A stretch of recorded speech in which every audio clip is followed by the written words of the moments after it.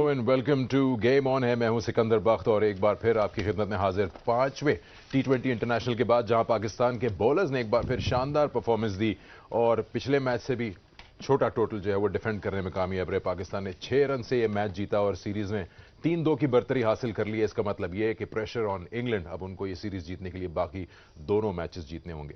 बहुत सारी बातें करनी है, बहुत सारे ऐसे पॉइंट्स हैं जो इस मैच को देख के हमने डिस्कस करने हैं हमारे सेगमेंट्स में, और उसके लिए बात करने के लिए हमारे साथ गेस्ट जो आज मौजूद हैं। Starting with to my right, Pakistan के फॉर्मर कैप्टन राशिद लतीफ। अस्सलाम वालेकुम सिकंदर, कैसे हैं? वालेकुम अस्सलाम, बिल्कुल ठीक ठाक। और मेरे बाएं तरफ बैठे हुए हैं वहाब रियाज, पाकिस्तान के फास्ट बॉलर, जिन्होंने आज बहुत सारी बातें करनी है पाकिस्तान की बॉलिंग, क्योंकि बॉलिंग जो है वो पिछले 2 मैचेस से काफी जोर लगा रही है। ठीक है, और आप लोगों के लिए एक स्पेशल गेस्ट, सरप्राइज गेस्ट हमारे साथ मौजूद हैं। मेरे लिए भी सरप्राइज था। And with a big warm welcome, Mohammad Wasim, chief selector Pakistan cricket board. Welcome to the show. Thank you Sikandar. आपके लिए प्लेटफॉर्म तो वैसे नया नहीं है, आप यहाँ आया करते थे पहले। तो आज बहुत सारी बातें करेंगे। आप, मुझे लग रहा है आप होस्ट करना चाह रहे हैं। आप नहीं, आज स्टार्ट उधर से कर रहे हो, खत्म भी वही करें। ठीक है, आपसे स्टार्ट करते हैं सर। पाकिस्तान की ओवरऑल परफॉर्मेंस इस सीरीज में हमने देखी। एक्सपेरिमेंटेशन करनी थी, रोटेशन करनी थी पाकिस्तान की टीम ने, जिस तरह इंग्लैंड भी कर रहा है, to find the best combination for the world cup and of course the pressure of winning the series at the same time. तो अभी तक ओवरऑल जो आपने देखा 4 मैचेस कराची में और अब यहाँ पर, सेटिस्फाइड हैं with the overall performance? Pakistan के 3-2 लीड तो कर रहा है पाकिस्तान। सर्टेन एरियाज होंगे जो आपने देखे होंगे कि कैन बी फाइन ट्यून्ड और बेटर। देखिए, as you said before any mega event, कोई भी सीरीज आपकी होती है, कोई भी प्रिपरेशन के मैचेस होते हैं, ठीक है, उसमें एक्सपेरिमेंटल आप उस पर जाते हैं चीज़ें करने के लिए, but in the same time winning is very important, you want to carry that momentum. So जो बात रिजल्ट्स की है, सो फार सेटिस्फाइंग कि जिस तरीके से हमारी टीम खेल रही है। बाकी जैसे आपने बोला कि काफ़ी चीज़ें ट्राई आउट हो रही हैं, चाहे बैटिंग ऑर्डर आप देख रहे हैं, टीम कम्बिनेशन देख रहे हैं, हर मैच में ऑलमोस्ट टीम आपको चेंज होती हुई नज़र आ रही है। लेकिन बात फिर वही है कि पॉइंट्स ऑफ कंसर्न डेफिनेटली कुछ एरियाज ऐसे हैं कि जहाँ पे इम्प्रूवमेंट की ज़रूरत है, and that's what we are hoping for, कि अभी भी हमारे काफ़ी मैचेस मौजूद हैं वर्ल्ड कप से पहले, तो उसके अंदर जो और चीज़ें जो थोड़ी सी जहाँ पे कमी नज़र आ रही है, कि हम उनको भी थोड़ा जो फाइन ट्यूनिंग है उसके अंदर, और जो फाइनल आपका एक कम्बिनेशन है, लेट्स से कि पहले 11-12 प्लेयर्स हैं, तो before entering into the world cup जो हमारे वार्म अप मैचेस हैं, होपफुली वो सॉर्ट आउट हमारे हो जाएंगे।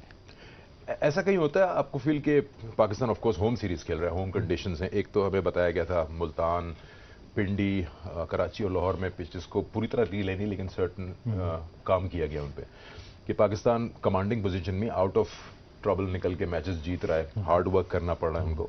तो क्या ये रीजन है कि newly laid pitches are also a test for Pakistan? देखिए, अभी जैसे मुल्तान के अगर आपने डोमेस्टिक T20 देखा हो, वहाँ पे तो काफ़ी आपको लाइवली पिचेस भी नज़र आई है, वहाँ पे जो रिले हुई है सर्विस वहाँ पे, तो उसके बाद से वहाँ पे बाउंस काफ़ी बेहतर हुआ है, और ओवरऑल देखते हैं जहाँ जहाँ पे भी सर्विस दोबारा रिले की गई हैं। ऑब्वियसली अभी जब शुरू के मैचेस होते हैं तो थोड़ा सा आप श्योर नहीं होते कि इस पिच ने अभी मतलब कैसे आपने उसने बिहेव करना है। तो जैसे मतलब कराची की पिचेस थी, we are expecting may be bit more turn on that, लेकिन उतना टर्न उसमें नहीं मौजूद था, अच्छी बैटिंग पिचेस थी। आज का पिच भी आई एम श्योर के सारे एक्सपेक्ट कर रहे होंगे कि हाई स्कोरिंग एक मैच होगा, लेकिन we ending up having a good match, low scoring match. लेकिन ओवरऑल देखने तो प्रिपरेशंस के लिए फिर मैं कहूँगा कि हमारे लिए ज़्यादा इंपॉर्टेंट वही है जी, कि हमारा जो एक कॉम्बिनेशन है टीम का, और जो लड़के हमारी बेंच पे बैठे हुए हैं उनको भी मौके मिले, ठीक है। तो बॉलिंग में तो काफ़ी अच्छे रिजल्ट्स मिल रहे हैं, और वी आर होपिंग कि बैटिंग में भी आगे चल की चीज़ें आपको बेहतरी नजर आएगी इसमें। चलिए फोकस करते हैं आज के मैच के, मैच समरी देखते हैं। और आज हुआ क्या, पाकिस्तान ने पहले बैटिंग की और उनको बैटिंग दी गई इनफैक्ट, और पाकिस्तान ने आज 145 बनाया ऑल आउट। 19 ओवर खेल सका पाकिस्तान, जिसमें 7 बैट्समैन सिंगल फिगर्स में रहे। रिजवान एक बार फिर हाईएस्ट स्कोरर रहे, कंसिस्टेंटली परफॉर्म कर रहे, 63 और 46 हार्ड फॉट 63 रन थे उनके। और फिर बाकी जो है बिट्स एंड पीसेस में जो है कॉन्ट्रीब्यूशंस आती गई, 16, 10, और पाकिस्तान 145 बना पाया। कुछ रन आउट्स थे जिसमें नवाज बगैर कोई रन बनाए चले गए और शादाब की विकेट भी चली गई। इंग्लैंड के लिए भी काफ़ी हार्ड था इसको चेस करना, और इनफैक्ट नहीं कर पाए, 6 रन से शॉर्ट हो गए। उनका जो स्टाइल ऑफ क्रिकेट हम अपने प्रोग्राम में डिस्कस करते जा रहे हैं कंटिन्यूसली, कि वो आते हैं all and out, all attacking आते हैं, वो कितना कारआमद साबित हो रहा है उनके लिए, वो उनका थिंक टैंक और कैंप जानता है, that's there style of playing. But इस पर मैं डिस्कस करूंगा, आपसे स्टार्ट करता हूँ।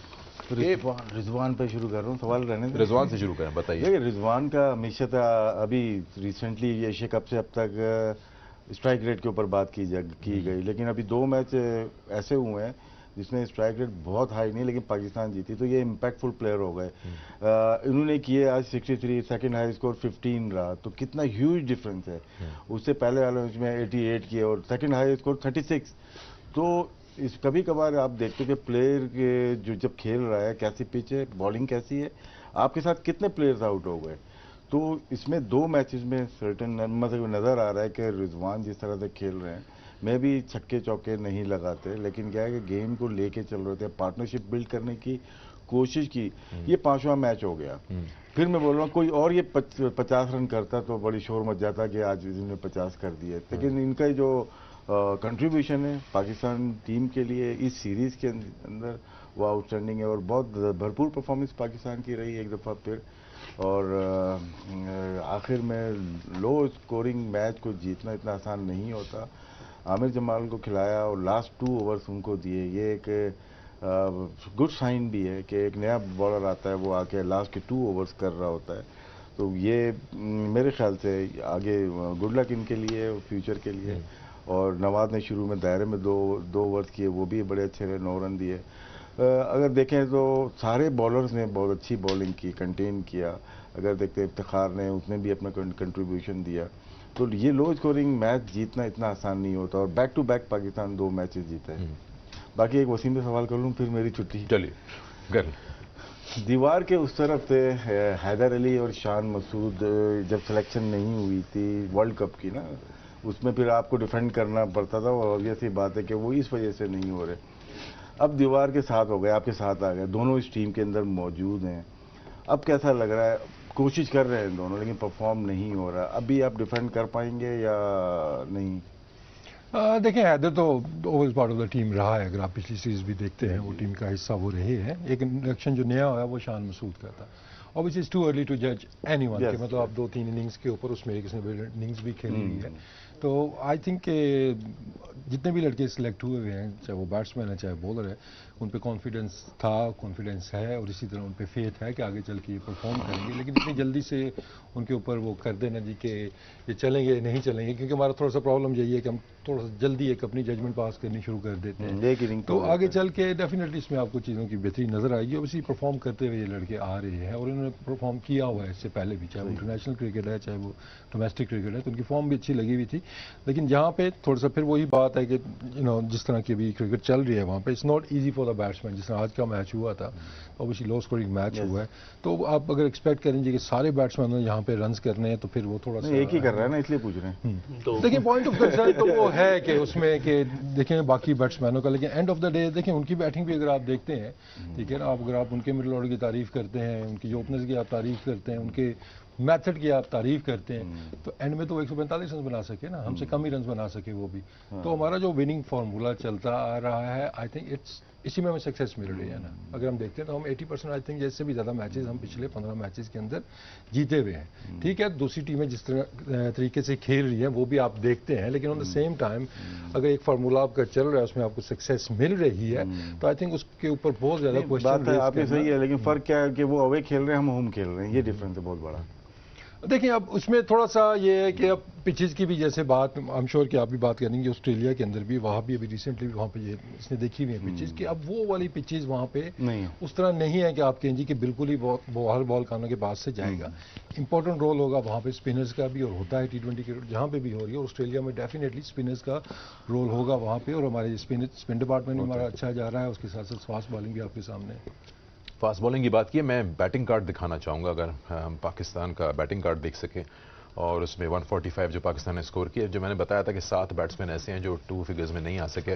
वहाँ शॉर्ट बॉल की जो प्लानिंग इंग्लैंड ने की थी वो बड़ी प्रिसीजन के साथ की। सिर्फ शॉर्ट बॉल नहीं की बल्कि वेल डायरेक्टेड शॉर्ट बॉल्स की। आई थिंक वो काम आ गया इनका। पावर प्ले में भी सिर्फ 43 बना सका पाकिस्तान, 2 आउट हुए, और 7 से 15 में पाकिस्तान ने 71 तो किए लेकिन 5 आउट हो गए।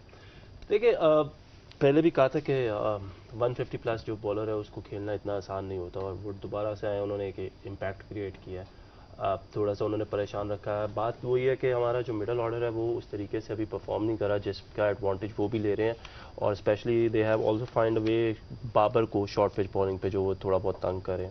The only positive I had in this innings Pakistan की कि एक तो रिजवान ने ऊपर से स्कोर किया, लेकिन अगर आप देखें तो आखिरी जो 3 विकेट्स हैं हमारी, जब शादाब आउट हुए पाकिस्तान 100 स्कोर पे थे, तो आखिरी जो था जिसके ऊपर हम लोग लड़ सकते थे, फाइटिंग टोटल था। और फिर उसके बाद जो है वो जिस तरीके से बॉलर्स ने हमारे बॉलिंग किया उनको बिल्कुल क्रेडिट देना पड़ेगा। बट आई स्टिल बिलीव कि देखें, दो चीज़ें, अब वसीम भाई भी यहाँ पे बैठे हुए हैं, मेरा कन्फ्रंट करना उनको बनता नहीं है, बट चीज़ें ये हैं कि या तो हमारे मिडिल ऑर्डर को इतना टाइम नहीं मिला पीछे जितनी भी सीरीज़ हुई है जिधर वो आके खुल के अपने आप को एक्सप्रेस कर सकें, और वेदर दिस इज़ समथिंग जिधर हम लोग बहुत ज़्यादा स्ट्रगल कर रहे हैं, क्योंकि अभी टीम में हमारे जो मेजर 2 प्लेयर्स हैं वही रन्स कर रहे हैं, एक है बाबर और एक है रिजवान। उसके अलावा हमारे मिडिल ऑर्डर में थ्रू आउट जिसको भी हम बात कर रहे हैं वो स्कोर नहीं कर पा रहा, कोई ख़ास परफॉर्मेंसेस दे नहीं पा रहा, और ये एशिया कप से चलता आ रहा है। Good form bad form part of the game है, लेकिन आई थिंक कहीं ना कहीं अभी तक मुझे ऐसा लगता है कि हम लोग कंफर्म नहीं है कि हमारे प्लेइंग 11 क्या होगा या हमारा मिडिल ऑर्डर क्या होगा। हम लोगों ने खुशदिल को चांसेस दिए, खुशदिल उस तरीके से नहीं कर सका, अभी तक इफ्तिखार जो है वो उस तरीके से नहीं कर सका, रिजवान हैदर नहीं कर सका, शान आया उसने एक अच्छी इनिंग्स खेली है, उसके बाद अभी बीच में नवाज था उसने एक अच्छी इनिंग्स खेली है। The success Pakistan had world cup में, जो पिछले वर्ल्ड कप में थी, वो सक्सेस ये थी कि पाकिस्तान के 5 से 6 player at a time perform कर रहे थे, और वो एक बहुत बड़ा एडवांटेज है किसी भी टीम के लिए कि जब आपके 6 लड़के परफॉर्म कर रहे हो। उसमें 1-2 इनिंग्स अच्छी आसिफ ने खेली, 1-2 इनिंग्स उसमें क्या कहते हैं शुएब मलिक ने अच्छी खेली, उसमें रिजवान ने अच्छी खेली, उसमें बाबर ने अच्छी खेली। सो उसकी वजह से जो एक इम्पैक्ट था वो बहुत अच्छा क्रिएट हुआ था, और वो हमारी अपनी कंडीशंस थी। ऑस्ट्रेलिया जाना है, वसीम भाई ने बात की कि बाउंस वैसा नहीं है, लेकिन प्रॉब्लम ये है कि जो ये शॉर्ट बॉल है वो तो हमें यहाँ पे भी तंग कर रहा है और वो वहाँ पे भी तंग करेगा। नहीं, यहाँ पे ना, यहाँ भी आ रहे, वहाँ निकल जाएगी, ऐसा होता है। बट वो देखिए, as a batsman I think, अगर मैं इसको मतलब एज अ बैट्समैन इसको मैं देखता हूँ ना कि ऑब्वियसली आप भी ऑस्ट्रेलिया में गए हैं कि जहाँ पे कंसिस्टेंट बाउंस होगा, जहाँ पे एक्सपेक्ट कर रहे हैं आप, तो वहाँ ईजिली आपको मैनेज हो सकती हैं चीज़ें। चले ईजिली नहीं, लेकिन बेहतर तरीके से मैनेज हो जाती है वहाँ पे। हमारी पिचेस के ऊपर ऑब्वियसली यहाँ पे जो बाउंसर्स वगैरह हैं, इवन यूई के अंदर भी वो ज़्यादा लीथल साबित होते हैं, क्योंकि बैट्समैन भी अनश्योर होता है कि किस पेस से आएगा और किस हाइट पे वो जाएगा।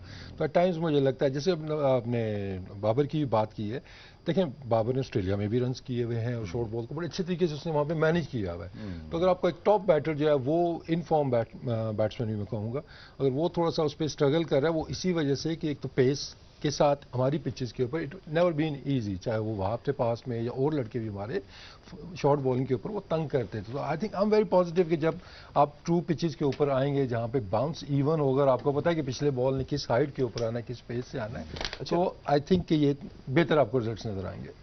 वर्ल्ड कप में आपको याद होगा अगेंस्ट वेस्ट इंडीज और एशिया कप में अगेंस्ट इंडिया ये शॉर्ट बॉल का इशू आया था। मैं एज अ क्रिकेटर आपसे, फॉर्मर क्रिकेटर पूछता हूँ, not as a chief selector, ये सवाल, how much time do you, because ये किसी अच्छे बैट्समैन के फॉर्म में आने के लिए 1 इनिंग्स चाहिए उसको, लेकिन अगर आप बात कर रहे हैं किसी पर्टिकुलर स्टाइल ऑफ डिलीवरी में इशू आना और एक का नहीं 3-4 का आना, how much time do you think, अभी आपका 2 मैच यहाँ है, न्यूजीलैंड का ट्राई सीरीज है, to get into that groove before? देखिए, मैं इसको एक मेजर इशू अभी नहीं समझता कि ये एक प्रॉब्लम हो चुका है हमें। इन पिचेस के ऊपर थोड़ा सा जहाँ पे बाउंस आपका थोड़ा सा वेरी कर रहा है, पेस भी थोड़ी सी वेरी कर रही है, तो डिफिकल्ट हो जाता है किसी भी बैट्समैन के लिए। लेकिन इनमें कोई भी ऐसा एक बैट्समैन मैं पिन पॉइंट कर दूं कि जिसको मैं कहूँ जिसको 100% शॉर्ट पिच के अगेंस्ट प्रॉब्लम्स हैं, लड़के तकरीबन सारे खेले हुए हैं इससे पहले, तो एज सच उस तरह इशू किसी को है नहीं कि अगर आप कहते हैं कि टेक्निकल किसी को इशू है, तो बात फिर वो ये कि जहाँ पे बेशक पेस ज़्यादा हो लेकिन बाउंस इवन होगा, ट्रू पिच होगी, तो ये बेहतर तरीके से मैनेज करेंगे। दूसरा जो आई एम श्योर कि यूसुफ भी इनके साथ वहाँ पे काम कर रहे होंगे कि इसको कैसे निगेट करना है हमने शॉर्ट पिच बॉलिंग को। दूसरा भी वहाब ने भी जो बात की है मिडिल ऑर्डर की, वो जो फैक्ट है वो वहाब ने भी खुद ही बता दिया है उसमें कि हमारे जो most numbers of the over से हमारा टॉप ऑर्डर खेल रहा था, तो हमारा मिडिल ऑर्डर है उनको इतनी ज़्यादा ओवर्स उतने ज़्यादा मौके नहीं मिले हैं, जिसकी वजह से आपको स्टैट्स शायद वो नज़र नहीं आएंगे, आपको एवरेजेस कम नज़र आएंगी, लेकिन अगर आप मैचेस देखेंगे तो कहीं ना कहीं भी आपको सबकी कंट्रीब्यूशन नजर आएंगी। इसमें जब होता है ना मिडिल ऑर्डर खेल रहा होता है, बॉल कम मिलती है तो एवरेज कम होते हैं, ये बिल्कुल अंडरस्टूड सी बात है, लेकिन उसमें इसका स्ट्राइक रेट है ना वो बहुत ऊपर चला जाता है, क्योंकि आप आउट हो रहे हैं, 12 का आपका एवरेज है, लेकिन आपका स्ट्राइक रेट है वो बहुत तेज। लेकिन इनका हम देखते हैं ना, इनका स्ट्राइक रेट इंप्रेसिव नहीं है बहुत ज़्यादा, इस पर आपने ज़रूर देखा होगा। हाँ, देखिए उसमें यही है कि we are looking for the contributions, to be honest. जब आपके कम ओवर्स रह जाते हैं उसके बाद जो मिडिल ऑर्डर है आपका, जो लोअर मिडिल ऑर्डर है, उसमें आपको कंट्रीब्यूशन भी नजर आती हैं। जैसे विवाब ने बोला है कि ये क्रूशल रन थे जो नीचे हमारे लेट ऑर्डर बैट्समैन ने किए हैं। तो ये आपके इसी तरह आसिफ का आपने जिक्र किया, चाहे वो वर्ल्ड कप था, उसमें भी उसने कोई 50-50 रन नहीं किए थे, वही जो आखिर में इम्पैक्टफुल रन थे। That's what we expect from our middle order, क्योंकि फार्मूला तो आपके सामने है और इसमें सक्सेस भी मिल रही है कि हमारे ओपनर्स ऊपर से खेलते हैं और उसके बाद जो भी बैट्समैन आते हैं कंट्रीब्यूट करें। वो आपकी बात सही है उसके ऊपर कि बेहतर स्ट्राइक रेट के साथ होने चाहिए, और जब भी हमें सक्सेस मिली आपको वो स्ट्राइक रेट बेहतर नजर आया है उसके अंदर। लेकिन वैसे भाई इसमें एक चीज़ है, सॉरी उसमें मैं बता रहा हूँ आपको, बात यह है कि डू यू बिलीव दिस कि जिस मैच में बाबर और रिजवान जल्दी आउट हो जाएंगे उसमें हमारे ये जो प्लेयर्स हैं they will be able to, देखें जितने भी स्कोर्स या जितने भी हमने देखी परफॉर्मेंसेज अभी रिसेंटली पास्ट में भी अपने प्लेयर्स के जो जिनकी भी हम बात करें, जिनकी contribution obviously you don't expect कि जी वो हर मैच में 50 करें या वो हर मैच में आके करें, लेकिन एक ऐसी इनिंग्स जो कि बड़ी इंप्रेसिव होती है, जिस तरह हमने आसिफ को देखा अफगानिस्तान के आके उसने छिक्के मारे थे, उसी तरीके से फिर हमने देखा कि एक मैच में और जो वर्ल्ड कप के जो हमारे लास्ट मैचेस हुए वर्ल्ड कप के, तो थिंग इसके क्वेश्चन ये नहीं है, लोगों को थोड़ा सा, बिकॉज हम क्रिकेट को देखते हैं, हम क्रिकेट को खेलते हैं, थोड़ा सा लोगों का कुछ कॉन्सेप्ट क्लियर करना बहुत ज़रूरी है। क्या ये जो आपने मिडिल ऑर्डर बैट्समैन लिए हैं, ये क्या पाकिस्तान में best available middle order batsman है? एक चीज़ ये, सेकेंडली चीज़ ये है कि डू एज अ सिलेक्टर आपने सेलेक्ट ज़रूर किया या एज अ टीम मैनेजमेंट हम उनको खिला रहे हैं, सारा कुछ करें, do you guys have that confidence कि जिधर बाबर और रिजवान आउट हो जाएंगे उधर ये हम लोगों को एक अच्छा प्लेटफॉर्म दे देंगे कि जिधर हम लोग सोचेंगे कि यार ये हम एक अच्छा टारगेट जो है हम वो अचीव कर सकते हैं? अभी तो जितनी भी गेम हम देख रहे हैं या रिसेंटली हमने देखी है, एशिया कप में भी देख लें आप, बाबर आउट ऑफ फॉर्म थे, रिजवान ने वो ले लिया, इसमें बाबर आए उन्होंने 100 किया, कुछ अच्छी इनिंग्स खेली, रिजवान स्कोर करें। क्या ये दोनों के आउट होने से, जब भी 10 ओवरों में हमने देखा कि 80, 85, 89 हुआ, लेकिन हम आखिरी ओवर में जब ये दोनों 15 ओवर से पहले आउट हो गए हैं तो उसके बाद हमने वो टारगेट अचीव नहीं किया जिसमें हमें टारगेट अचीव करना चाहिए। We are set to score 170 plus run. ये सिर्फ एक क्वेश्चन है जो लोगों के ज़हन में है। हम उसमें ये कि आप सिनारियो की बात कर रहे हैं ना, उसका सैंपल साइज देखेंगे बहुत छोटा आपको नजर आता है कि रेयर ऐसा हुआ है कि जहां पे बाबर और रिजवान ने उस रन नहीं किए हैं। तो बात फिर वो है कि कितनी अपॉर्चुनिटीज मिली हैं हमारे मिडिल ऑर्डर को उस सिचुएशंस के अंदर। तो जैसे आज का मैच है, I think it was an opportunity for our middle order कि आज उनके पास ज़्यादा ओवर्स थे, वो यहाँ पे वो बेहतर परफॉर्मेंस दे सकते थे, और आगे आने वाले मैचेस में अगर इस तरह की सिनारियो बनती है तो that's what we are hoping for कि आगे चल के इनकी बेहतर परफॉर्मेंसेज आपको नजर आएंगी। लेकिन एक चीज़ में आप कहीं ना कहीं एग्री करेंगे, it's a different subject all together, कि Pakistan batting first setting totals में थोड़ा स्ट्रगल कर रहा है। अगर जहां बाबर रिजवान स्कोर भी कर रहे हैं 10 ओवर में 80, तो बाकी लोग जो हैं वो मिलकर 150 एक मैच में हुआ, 155 दूसरे में 166 हुआ है। But I will come back to that. एक बार एक नज़र डाल लेते हैं बॉलिंग पे जो कि इंग्लैंड की है, जिससे हमें अंदाजा होगा कि उन्होंने किस गेम प्लान के साथ बॉलिंग की थी। Mark Wood of course lead कर रहे थे उनका अटैक नए बॉल के साथ, और आज वोक्स भी शामिल थे, उन दोनों ने शानदार बॉलिंग की। अगर आप रन्स को छोड़ दें, विकेट्स जो है उन्होंने रेगुलर ली हैं और पाकिस्तान को प्रेशर में रखा, जिसकी वजह से पावर प्ले रीजनेबली बुरा नहीं था, 43 for 2, you will take it any day. लेकिन उसके बाद जो अगले 7 से 15 में 5 विकेट्स गिनी, इसने पाकिस्तान ने प्रेशर डाला। पावर प्ले में किस किस्म की बॉलिंग की